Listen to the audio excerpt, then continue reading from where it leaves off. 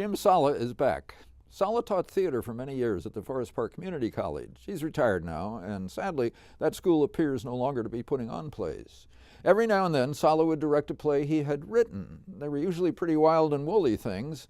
It's been a while since he's come up with one, but recently he and his company, Strut and Fret Stage, showed us his latest. Playing the Opposite may not be as wild and woolly as some, though a couple does make love in it, but they're down some stairs so we don't see them. We just hear them moaning and yelling. The play does have 17 scenes, and some of the scenes take place in 2 and 3 locations within the scene.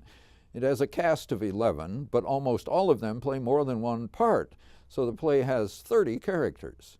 It was performed in an intimate upstairs room at the Yamanja Brazil restaurant, so it had no scenery to help keep track of which scene and location we were in.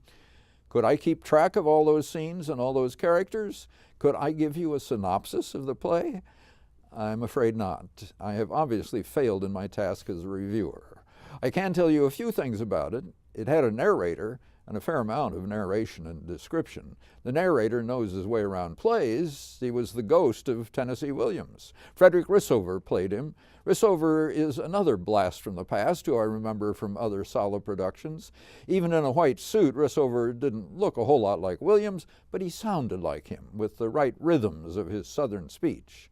Williams was acting as a kind of supernatural guardian of a young man named Jake, played by Christopher Armstead. Fans of Williams could enjoy clever references to the playwright's life and work in Sala's lines for him. I believe Jake wanted to be an actor, and many of the scenes are in Los Angeles. Sherrod Curry played an acting teacher, as well as Williams' lover, Frank Merlo, also a ghost, I assume. One scene is in Barnes Jewish Hospital for a heart transplant, with grieving and rejoicing families and a recipient of the heart who also receives the donor's poetic talent. Louis Lafikes, Patty Tieper, and Betsy Burnett Belanger were other actors like Rissover I recognized from previous Sala works. New to me were Jessica Alvarado, Jeremy Thomas, Kathy Rodriguez, Celestial Kirk, and Jessa Knust. All acquitted themselves well. Playwright and director Sala also, with Diane Anderson, designed the sound. Anderson and Betsy Burnett Belanger took care of the cast's hair. Kathy Rodriguez was the stage manager.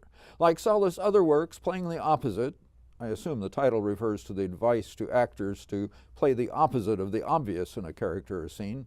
It has exciting and moving dramatic moments and clever writing. It just reached a little too far and got too involved for me. Yeah, I think the number of scenes and the changes scene within scenes made this more like a screenplay than a play. I wonder if that's what he had in mind maybe and just threw it up as was, so yeah.